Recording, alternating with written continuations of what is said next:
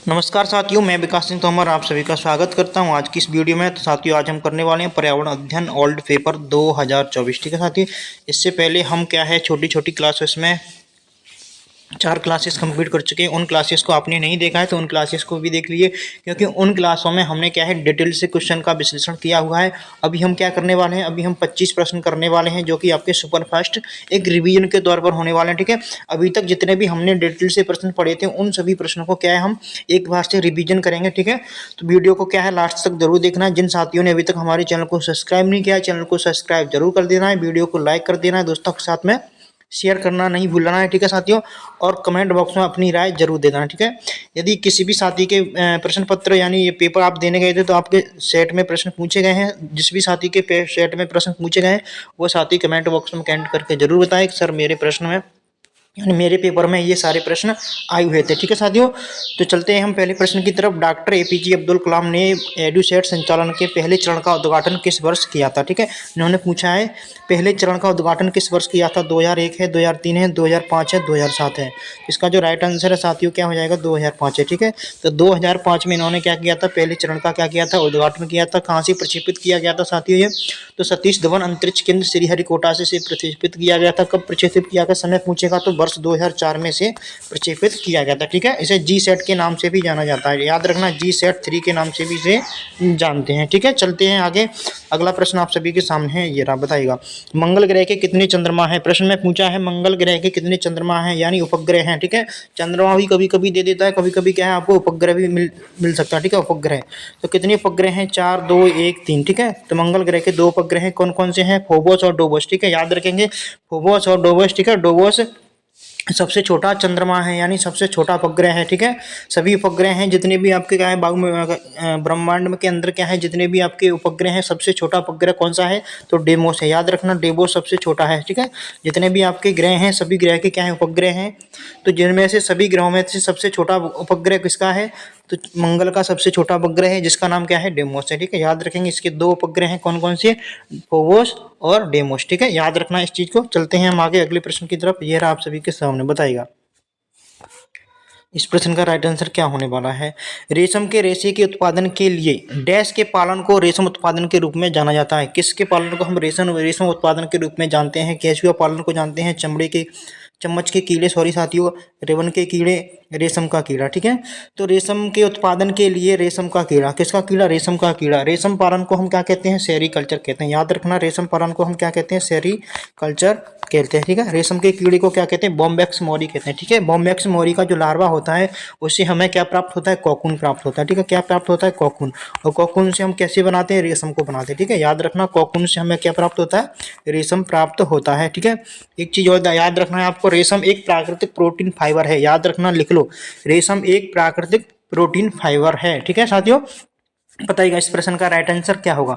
मानव शरीर की सबसे बड़ी ग्रंथि है, पूछा है मानव शरीर की सबसे बड़ी ग्रंथि कौन सी है, अधवृक है, अग्नाशय है, पीयूष ग्रंथि है, यकृत है। तो यकृत आपकी मानव शरीर की सबसे बड़ी ग्रंथि है। ठीक है, याद रखेंगे। ठीक है साथियों, इस चीज़ को आपको क्या है याद रखना होगा। ठीक है, आगे चलते हैं नेक्स्ट प्रश्न की तरफ। वीडियो अच्छा लगे साथियों लाइक जरूर करना है, और जिस भी साथी के प्रश्न पत्र यानी जिस साथी का भी पेपर आया था उसे कमेंट बॉक्स में कमेंट करके बता देना। ठीक है, कि मेरा पेपर साथियों कि मैं एग्जाम देने गया था और मेरे सेट में ये सारे प्रश्न आए हुए थे। ठीक है, क्योंकि एक विद्यार्थी का कमेंट आया था, तो सर आप अभी तक ईएसबी ने अपनी साइट पर क्या है, ईएसबी ने अभी तक अपनी साइट पर क्या है पुराने प्रश्न पत्र नहीं डाले हुए हैं। ठीक है, फिर आप ये कहाँ से करवा रहे हो, तो उसे पता चल जाएगा कि ये सही है या गलत है। ठीक है, इसलिए आप सभी को क्या है कमेंट करके जरूर बताना है ये हम कहाँ से करवा रहे हैं, क्योंकि रोल नंबर है, रोल नंबर से हम क्या है पेपर डाउनलोड करते हैं और आपके लिए प्रश्न बना करके लेकर के आते हैं। ठीक है साथियों, तो हम ऐसे करवा रहे हैं। ठीक है, परमाणु ऊर्जा प्रतिष्ठान ट्राम्बे का नाम बदलकर भामा परमाणु अनुसंधान केंद्र किस वर्ष किया गया, तो बताना है किस वर्ष इसे कर दिया गया था। ठीक है, तो बताइएगा साथियों किस वर्ष किया गया था। 1973 है, 1967 है, 1970, 1964 है। आप सभी को मैंने बताया था भाभा की मृत्यु के बाद भाभा की मृत्यु कब हो गई थी, 1966 में। ठीक है, भाभा की मृत्यु हो गई थी 1966 में, इसका नाम बदल करके क्या कर दिया गया था, इसका नाम बदल कर क्या कर दिया गया था, भामा ऑटोमेटिक रिसर्च सेंटर इसका नाम बदल करके रख दिया गया था। ठीक है, आपको याद रखना है, इसका नाम बदल कर रख दिया गया था भामा परमाणु अनुसंधान केंद्र रख दिया था। कब रख दिया गया था, तो 1967 इसमें ऑप्शन दिया हुआ है साथियों, तो 1967 एकदम से करेक्ट आंसर हो जाएगा, यानी बी विकल्प एकदम से साथियों राइट आंसर हो जाएगा। ठीक है, इसे आपको अच्छे से याद रखना होगा। ठीक है, यदि यही क्लास आपको डिटेल में चाहिए तो डिटेल के लिए आपको क्या है, मैंने आपको क्लासेस करवाई हुई हैं, एक class number 1, class number 2, class number 3, class number 4, चारों को आपको देख लेना है।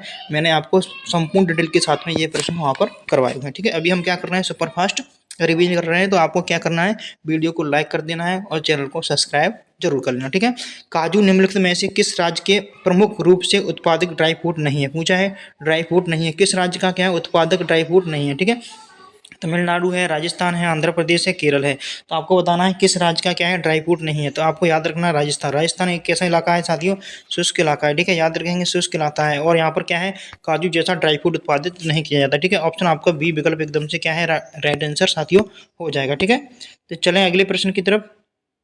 इससे पहले आपको क्या है वीडियो को लाइक कर देना है। ठीक है साथियों, बताएगा गलत मिलान को चिन्हित करें। गलत मिलान हमें मिलाना है, यूरेनस है, इसका घूर्णन बहुत कम झुका हुआ है। ठीक है, बुध इसका कोई वायुमंडल नहीं है। शुक्र वायुमंडल में 96% कार्बन डाइऑक्साइड है। ठीक है, मंगल इसे लाल ग्रह कहते हैं। तो साथियों बताना इसका राइट आंसर, तो साथियों इसका जो राइट आंसर क्या हो जाएगा, जल्दी से आपको बताना। इसका जो राइट आंसर है ऑप्शन ए आपका राइट आंसर हो जाता है। ठीक है, कौन सा हो जाता है, ऑप्शन ए आपका राइट आंसर हो जाता है। यूरेनस का इसका कोई घूर्णन अक्ष बहुत कम झुका हुआ, क्या है घूर्णन अक्ष बहुत कम झुका हुआ, ये कैसी बात है, बिल्कुल गलत है। ठीक है, बुध इसका कोई वायुमंडल नहीं है, ये बात कैसी है, सत्य है, बुध इसका कोई वायुमंडल नहीं है। ठीक है, सूर्य से दूरी के अनुसार पहला ग्रह है। ठीक है, कौन सा ग्रह है, पहला ग्रह है। ठीक है, शुक्र वायुमंडल में 96% कार्बन डाइऑक्साइड है। कितनी परसेंट कार्बन डाइऑक्साइड है इसके वायुमंडल में, तो 96% कार्बन डाइऑक्साइड, ये बात कैसी सत्य है। मंगल इसे लाल ग्रह कहते हैं। ठीक है, क्या कहते हैं, मंगल को इसको क्या कहते हैं, लाल ग्रह के नाम से इसे जाना जाता है। ठीक है, चलते हैं नेक्स्ट प्रश्न की तरफ साथियों। अगला प्रश्न ये रहा आप सभी के सामने, बताएगा इस प्रश्न का राइट आंसर क्या हो जाएगा। ठीक है, बताओ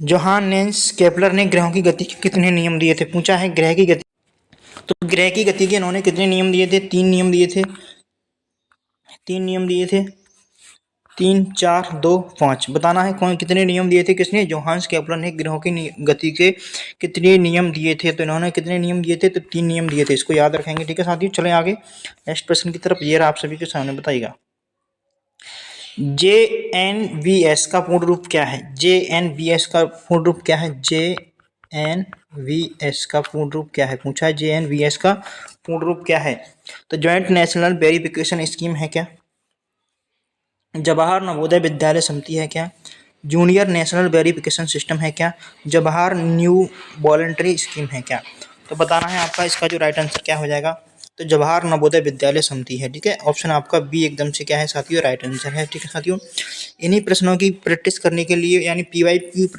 PYQ क्वेश्चन की क्या है आपको प्रैक्टिस करना है, तो उसके लिए आपको क्या करना होगा, जो V4 स्टडी का टेलीग्राम चैनल है साथियों, V4 स्टडी का टेलीग्राम चैनल है, इसको आपको ज्वाइन करना है।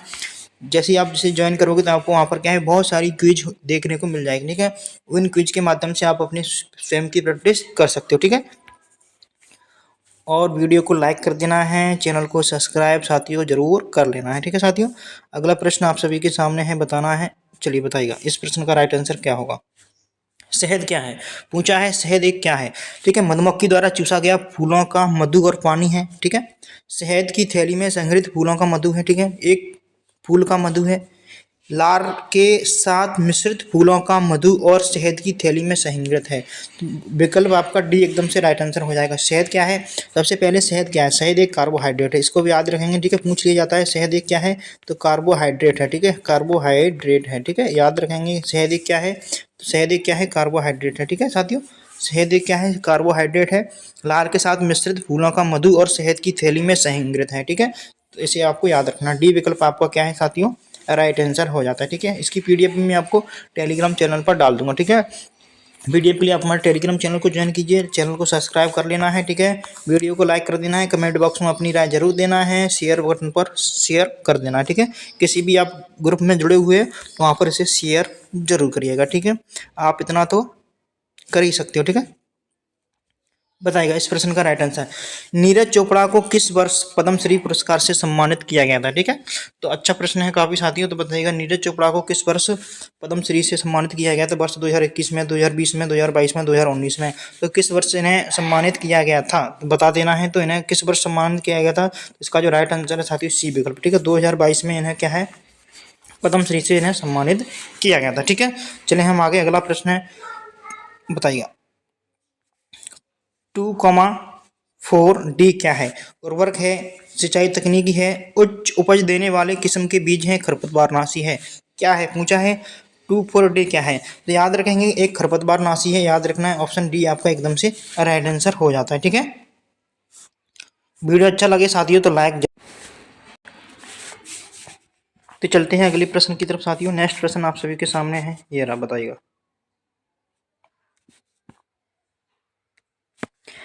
निम्नलिखित में से किस स्थान पर विश्व में सर्वाधिक वर्षा होती है? पूछा है सर्वाधिक वर्षा कहाँ पर होती है। मौसिनराम है, सिलचर है, चेरापूंजी है, गुवाहाटी है। तो आपकी विश्व में पूछा है तो विश्व में बताना है आपको। ठीक है, तो विश्व में सर्वाधिक वर्षा कहाँ पर होती है? मौसिनराम है, जहाँ पर है ये मेघालय में। ठीक है, याद रखेंगे मेघालय में है। ठीक है, याद रखना है मेघालय में है। कहाँ पर है? भारत में है। ठीक है, इसको भी याद रखेंगे, भारत में मेघालय में है। ठीक है, मौसिनराम है। ठीक है, सबसे अधिक वर्षा होती है, ए विकल्प आपका एकदम से राइट आंसर हो गया। ठीक है साथियों, नेक्स्ट प्रश्न आप सभी के सामने, बताइएगा इसका राइट आंसर क्या होगा। ठीक है, मक्खन में पाए जाने वाले विटामिन क्या है साथी? ये कैंसिल क्वेश्चन है। ठीक है, जो आयोग ने इसको क्या है, कैंसिल कर दिया था। ठीक है साथियों, क्योंकि मक्खन में आपका ए है। ठीक है, ए विटामिन भी पाया जाता है, डी भी पाया जाता है। ठीक है, और B12 भी आपका पाया जाता है। ठीक है, इसलिए इसका जो राइट आंसर हो जाएगा ए, डी, B12 है। इसमें ऑप्शन ए भी दिया है, डी भी दिया है, ठीक है, बी भी दिया है। ठीक है, तो इसलिए इसे आयोग ने क्या कर दिया, कैंसिल क्वेश्चन कर दिया था। ठीक है, अगला प्रश्न है, नेक्स्ट प्रश्न की तरफ चलते हैं। ये आप सभी के सामने, बताएगा भारत का पहला राज्य कौन सा है जिसने सभी घरों में छत पर वर्षा जल संचयन अनिवार्य कर दिया था? तो बताना है अनिवार्य कर दिया था, कौन सा राज्य है? असम है, गोवा है, केरल है, तमिलनाडु है। तो तमिलनाडु हमारा ऐसा राज्य है जिसने क्या किया है, भारत का पहला राज्य है। ठीक है, जिसने घरों की छतों पर वर्षा जल को क्या करने, एकत्रित करने के लिए बोल दिया। ठीक है, तमिलनाडु है। ठीक है, याद रखना इसको। नेक्स्ट प्रश्न की तरफ है, बताइएगा इसका राइट आंसर क्या हो जाएगा। भारत का पहला उपग्रह आर्यभट्ट कहाँ से प्रक्षेपित किया गया था? पूछा है भारत का जो पहला उपग्रह है कौन सा, आर्यभट्ट। ठीक है, तो आर्यभट्ट को कहाँ से प्रक्षेपित किया गया था? श्रीहरिकोटा से, कपिस्टन यार्ड से, बेंगलुरु से, तिरुवनंतपुरम से। तो कपिस्टन यार्ड से इसे प्रक्षेपित किया गया था। कहाँ से? संयुक्त राष्ट्र संघ, रूस की जो एजेंसी है वहां से इसे प्रक्षेपित किया गया था। ठीक है, याद रखेंगे ऑप्शन बी आपका एकदम से राइट आंसर होगा। ठीक है, रूस से। ठीक है, याद रखेंगे कब, 1975 में इसे प्रक्षेपित किया गया था। ठीक है, याद रखना इस चीज़ को भी। चलते हैं आगे, अगला प्रश्न ये रहा आप सभी के सामने। यूरी गागरिन प्रथम बार अंतरिक्ष में किस वर्ष पहुंचे थे? पूछा है यूरी गागरिन प्रथम बार अंतरिक्ष में किस वर्ष पहुंचे थे? चार विकल्प आपके सामने हैं, 1948 है, 1952 है, 1961 है और 1972 है। तो किस वर्ष पहुंचे थे? तो आपका विकल्प सी एकदम से राइट आंसर हो जाएगा। ठीक है, सी विकल्प यानी 1961 में ये क्या है, अंतरिक्ष में पहली बार इन्होंने क्या किया था, पृथ्वी की परिक्रमा की थी। ठीक है, किसने? यूरी गागरिन ने प्रथम बार पृथ्वी की परिक्रमा किसने की? तो या ऐसे प्रश्न आया, अंतरिक्ष में किस वर्ष पहुंचे थे या किस अंतरिक्ष यात्री ने पहली बार अंतरिक्ष की परिक्रमा की? तो आपको याद रखना है यूरी गार्गिन ने। ठीक है, किसने की? यूरी गार्गिन ने। ठीक है, यहाँ से आपके 2-3 प्रश्न बन जाते हैं, काफी महत्वपूर्ण। ठीक है, बताइएगा हिमालय में किस प्रकार के पेड़ पाए जाते हैं? प्रश्न पूछा, हिमालय में किस प्रकार के पेड़ पाए जाते हैं? हेलोफाइट्स, जीरोफाइट्स, थर्पोफाइट्स, शंकुधारी।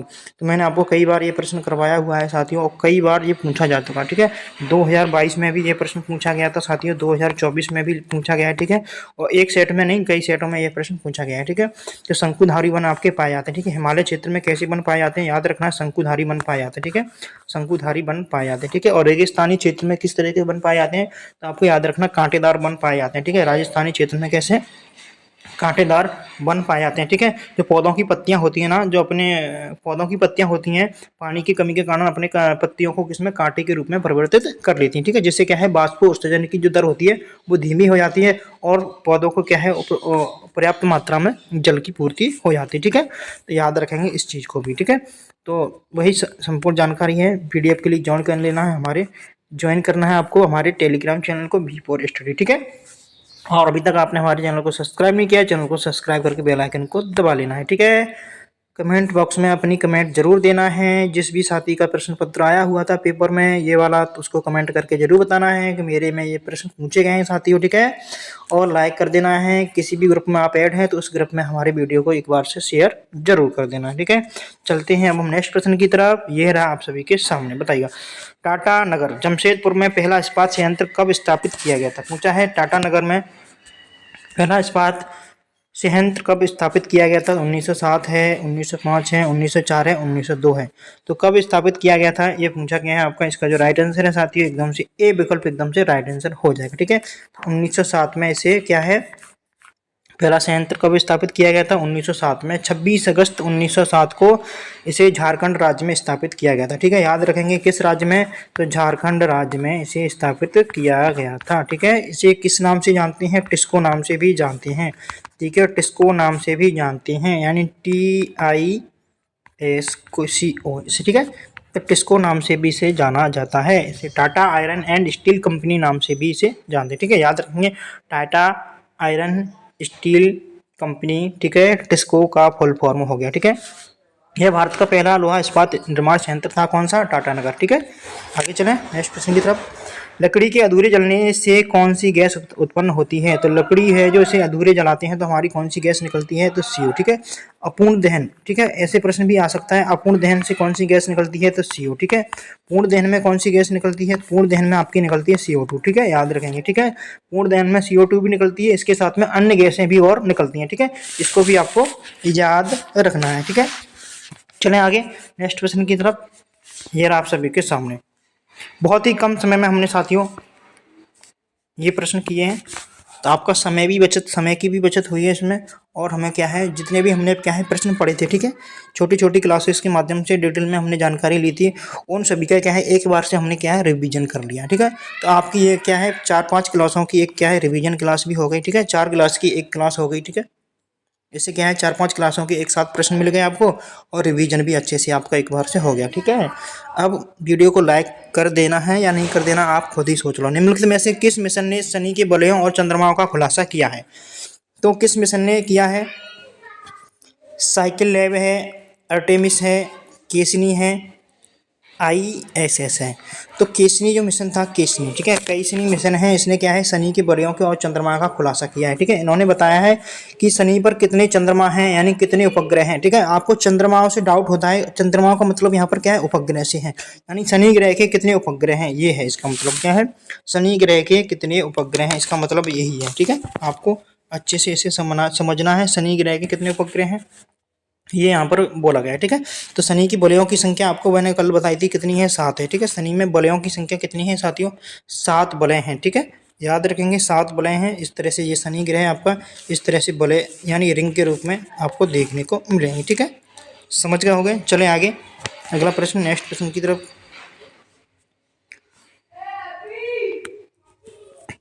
शाकाहारी जानवर जो केवल फल खाते हैं क्या कहलाते हैं। काफ़ी इंपॉर्टेंट प्रश्न है साथियों, नया प्रश्न है, इस तरह का प्रश्न बन के आया प्रश्न, ठीक है। कीट पक्षी है, पुगरीवोर है, मांसाहारी है, सर्वाहारी है। देखो कीट पक्षी वे पौधे होते हैं जो क्या है छोटे छोटे जीवों को अपने अंदर फंसा के खाते हैं, ठीक है, उन्हें क्या कहते हैं, कीट पक्षी पौधे कहते हैं, ठीक है। जैसे आपका निपिंकिज हो गया, ठीक है, कोबरा लिली है, वाटरवॉट है, एल्ड्रोवाल्ड्रा।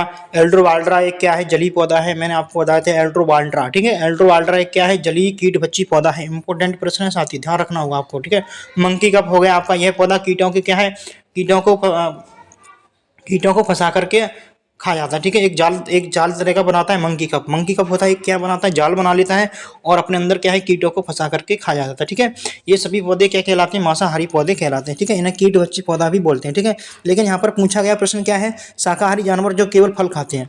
उन्होंने पूछा जो केवल क्या खाते हैं, फल खाते हैं, उन्हें हम क्या बोलते हैं, तो फुग्रीवर बोलते हैं, ठीक है। याद रखेंगे फुग्रीवर यानी फल बच्ची बोलते हैं, ठीक है। फल बच्ची क्या बोलते हैं, फल बच्ची बोलते हैं, ठीक है। फल बच्ची याद रखेंगे, फल बच्ची कहते हैं, ठीक है, फल बच्ची कहते हैं। आगे चलें नेक्स्ट प्रश्न की तरफ। ये रहा आप सभी के सामने, बताइएगा इसका राइट आंसर क्या होगा।